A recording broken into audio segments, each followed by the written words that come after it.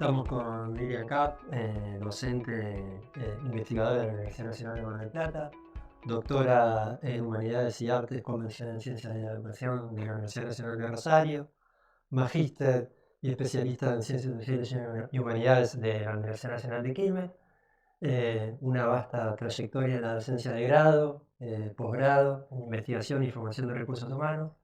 Gracias, Miriam, por visitarnos acá en esta escuela de verano y comentarnos un poquito hoy qué esperamos para la tabla de hoy en la conferencia. En principio, agradecer soy yo, Lucas. Muchísimas gracias por esta invitación. Que implica moverse de territorios, entender también que es territorial y desterritorializada a la vez estas instancias de cuento. Hoy a la tarde vamos a estar trabajando sobre dos grandes ejes en una charla que están vinculadas con los escenarios didácticos alternativos y con un concepto que venimos construyendo desde hace un tiempo, que es el de didáctica indisciplinada. Fundamentalmente, en principio, voy a abordar estas problemáticas que impugnan los conceptos tradicionales de escenarios didácticos, porque hablar de escenarios didácticos lo podemos hacer desde muchas teorías, desde muchas vertientes. Sin embargo, con el advenimiento de la presencia más intensa y ubicua de las tecnologías, empezamos a notar que hay escenarios y oportunidades para enseñar y para aprender que no están restringidas únicamente al aula física. Esto, por supuesto, que la pandemia lo visibilizó muchísimo. Pero también es cierto que a pesar de que se visibilizó durante la pandemia, no todas las prácticas logran ser expandidas en plataformas, dispositivos y aplicaciones. Esto que yo llamo escenarios didácticos alternativos están situados ahí, están por fuera de un campus universitario analógico, están en un mundo digital, están en un mundo que se amplifica con otras experiencias y que están compuestos por ejemplo, las aplicaciones, los dispositivos y todo lo que conlleva esto, es decir, los memes, los GIFs, la realidad virtual, los juegos en red, los juegos colaborativos y por supuesto la inteligencia artificial generativa, que empieza a ser hoy un lugar muy interesante para investigar acerca de si es un escenario didáctico o está dentro de los escenarios que nosotros tenemos que tener. Bien, en este recorrido y explicación que estás haciendo de lo que vas a presentarnos hoy, también seguro que se va a estar trabajando en el campo de posgrado, en el curso de posgrado que también estás dictando en el marco de la escuela de verano. Eh, Viendo un poco tu recorrido y tus deseos o inquietudes con relación a la investigación y esa confluencia del campo entre la comunicación, la tecnología y la educación, últimamente estás trabajando el concepto de transmedia, ¿no? Sí. Narrativa transmedia, Sí. o de transmedia principalmente. ¿Por qué traerlo para el campo de la educación ese concepto? Primero quisiera hacer una pequeña distinción. Lo que trabajo no es narrativa transmedia, sino didáctica. Didáctica también. Y hay una distinción que no es meramente semántica, porque la narrativa transmedia implica la expansión de un relato, ¿no?, en distintos dispositivos y plataformas. Lo que yo conceptualizo como didáctica transmedia implica, pero está vinculado con la expansión del conocimiento en distintos dispositivos y plataformas, con una reflexión acerca de mis prácticas de enseñanza y con una reflexión también acerca de los envíos que quiero hacer a mis estudiantes para que se puedan apropiar y crear nuevo conocimiento. ¿Por qué lo traigo al campo de la educación el tema de la transmedia? Porque entiendo que la educación no está por fuera de la comunicación, porque entender la educación se entiende junto a la comunicación y porque los modos comunicativos contemporáneos son a través de estas redes, estas plataformas y estos dispositivos. Porque parte de los modos de pensar contemporáneos con estas transformaciones culturales los vemos dentro de las redes. Entramos a Twitter o X o entramos a un Instagram y empezamos a ver qué están produciendo hoy los intelectuales, qué están produciendo las universidades, en qué están pensando, a quiénes están invitando, cuáles son los referentes. Entonces es imposible pensar que, primero entender que obviamente siempre la práctica de enseñanza está multimediada, siempre, pero ahora está transmedializada aún más porque la construcción de conocimiento no se da solamente dentro del aula, se da a través de estas instancias que no son presenciales y que involucran la posibilidad de escuchar el pensamiento vivo de autores vivos y discutir con esos autores. Esto también obliga a entender que el conocimiento es rizomático, que se expande exponencialmente, que tiene vigilancia epistemológica, que construir conocimiento no lo hace solo la academia, que también lo hacemos junto a nuestros estudiantes. Y justo por eso, la idea de didáctica transmedia involucra esta reflexión, esta idea de profanar las plataformas y los dispositivos, correrlos de los usos comerciales, apropiárnoslo desde el lugar de la educación y entonces ver cómo construimos ahí realmente conocimiento y no media información. Bien, en la explicación que estabas dando con relación a esto, me preguntaba también, con relación a este concepto que lo trabajaste un poco al principio, de la didáctica indisciplinada. Entonces la pregunta sería, ¿indisciplinada de qué? ¿O de quién, digamos? Y ambas preguntas son pertinentes para el inicio, para el germen de respuesta que puedo dar. Porque la didáctica indisciplinada es un concepto que se construye desde otras categorías. Pero fundamentalmente es una didáctica contrahegemónica, es una didáctica contra, ¿no? Es contra el canon y contra la hegemonía. Es una didáctica que se construye y se piensa a partir de la interpelación a las tradiciones disciplinares, a las tradiciones institucionales. Es una didáctica que nos obliga a pensar en términos de lo indisciplinario y la indisciplina, en procesos que son transdisciplinarios, por un lado, y por otro lado, en procesos desobedientes a lo que nosotros venimos haciendo y que venimos naturalizando.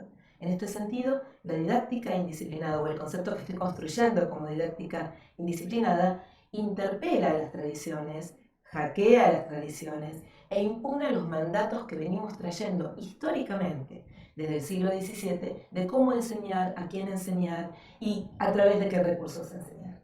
Bien, ahí con relación a los recursos para enseñar y lo que estabas hablando recién de desafiar a los cánones, siempre tratamos de pensar articulaciones, digamos, ¿no? Con relación a los cambios culturales que nuestra sociedad está manteniendo, también los cambios tecnológicos y sus efectos en nuestras vidas.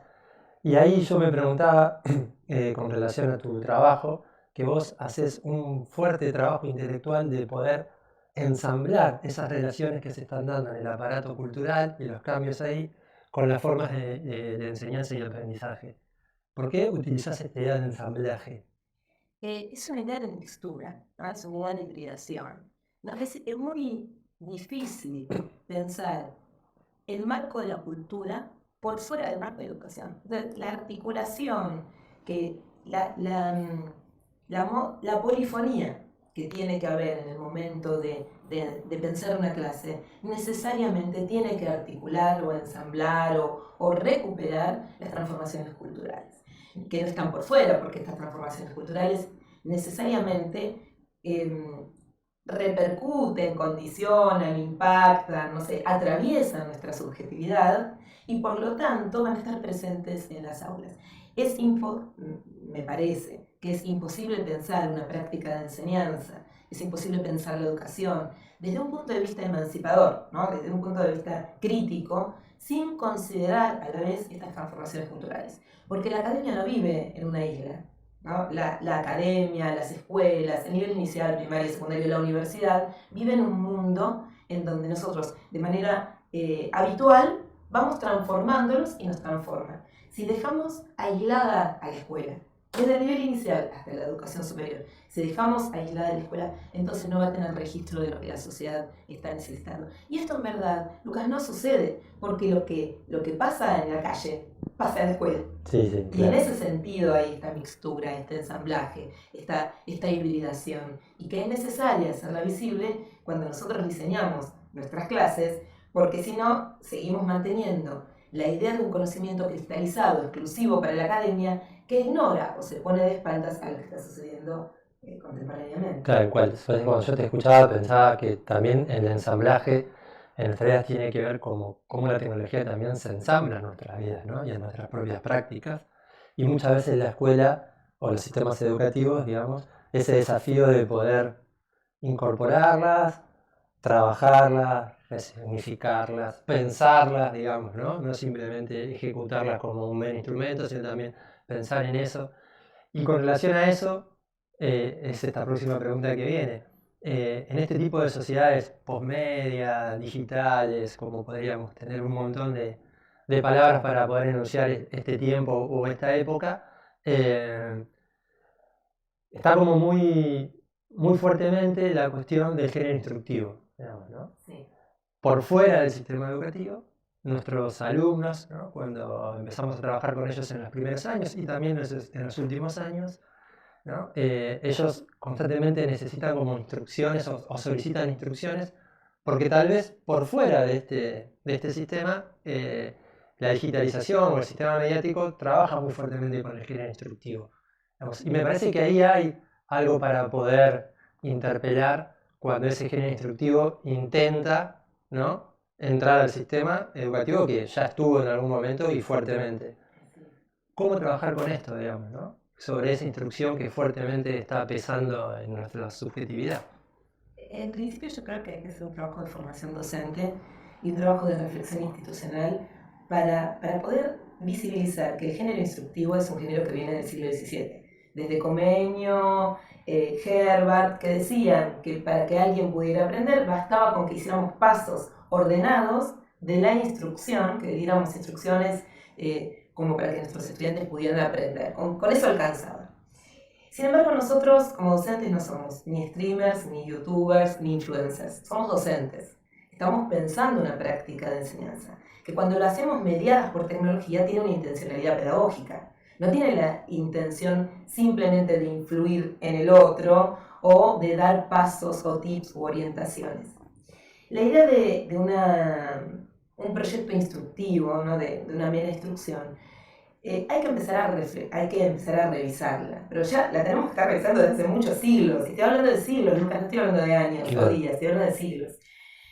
Porque esa idea de la instrucción presuponía que cuando uno enseñaba el otro aprendía. Y nosotros hoy estamos hablando de la ruptura de este binomio. Nosotros sabemos que cuando enseñamos no necesariamente el otro aprende, porque el otro aprende en el marco de sus construcciones culturales, históricas, epocales, sociales, su vida cotidiana. Y nosotros pensamos, por otro lado, que la idea de instrucción está mucho más ligada a una cuestión más conductual, ¿no?, que a una cuestión reflexiva. Y lo que intentamos construir con nuestros estudiantes es un proceso de aprendizaje que apoye y andamie a nuestros estudiantes, no para ser mejores estudiantes, sino para convertirse en ciudadanos críticos, partícipes de una sociedad. Y para eso no basta ser obediente, es decir, que alguien te dé las instrucciones o los tips de lo que tenés que hacer. Para poder convertirte en un ciudadano o ciudadana en el mundo, necesitas tener la capacidad de reflexionar y no solo de obedecer. Tenés que tener la capacidad de ser crítico y no solo seguir los tips que mandan los profesores, como bueno, hay que hacer esto y de segundo paso esto.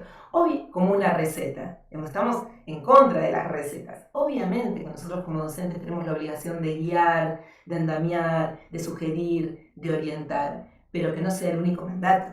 Y esto es lo importante. Toda la corriente instructivista está muy lejos de esta nueva perspectiva de la didáctica transmedia o indisciplinada. Aquella corriente tiene un sesgo mucho más de obediencia y esta es un sesgo más desobediente. Aquella corriente de lo instructivo no necesariamente le brinda andamios a los estudiantes. Es indiscutible que nosotros tenemos hoy Khan Academy, ¿no? Y que los chicos van y consultan. Pero eso nos tiene que cuestionar a nosotros como docentes. ¿Qué podemos hacer nosotros mejor que Khan Academy para que sea además una experiencia de aprendizaje y no simplemente memorizar un contenido para después poder volcarlo en una situación educativa? Genial, sí, la verdad que ahí hay un desafío gigante por parte del sistema educativo para pensar esas transformaciones culturales y cómo podemos trabajar en lo que es la construcción de conocimiento con los propios alumnos, con la comunidad, con esos saberes que no están simplemente, como vos dijiste, dentro de este lugar, sino que también están por fuera, que la escuela no es simplemente una burbuja que está cerrada, sino que está atravesada por un montón de cosas que le pasan desde su barrio hasta en la ciudad donde está, digamos. Y con relación a eso viene esta pregunta, digamos, ¿no?, que tiene un poco de tratar de recuperar tu experiencia como investigadora, sabiendo que todo tema de trabajo educativo es un tema que trata de indagar el presente y va a tener sus resultados en el futuro. Y con relación a la investigación, la pregunta sería, ¿qué tema del pasado que vos estabas investigando, si seguís, obviamente que seguís manteniendo una línea de un continuum de problemáticas en tu investigación, con un campo problemático que lo fuiste actualizando y profundizando, Y a su vez también debatiendo y haciendo rupturas, supongo, y corriéndote para algunos lugares, incorporando algunos otros tipos de visiones o nociones, digamos, para poder trabajarlo. Pero, ¿cuál es esa pregunta que hace 15 años atrás vos te hacías y hoy puedes decir, bueno, la verdad que esta pregunta fue una pregunta que me sirvió para ordenar mi campo de investigación? Y la otra pregunta sería, ¿cuáles serían las preguntas que tendríamos que estar haciendo hacia adelante con relación a tu campo de investigación? En realidad, la pregunta empieza a formularse hace como 30 años de modo germinal, como una intuición o más bien como una curiosidad. Siempre me interesó mucho.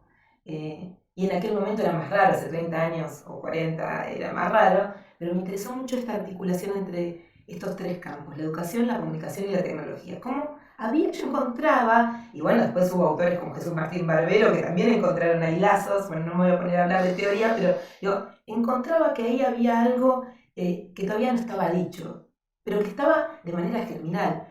Nuestras maestras, Edith Lidwin, por ejemplo, nos abría la mirada acerca de que ahí podía estar pasando algo.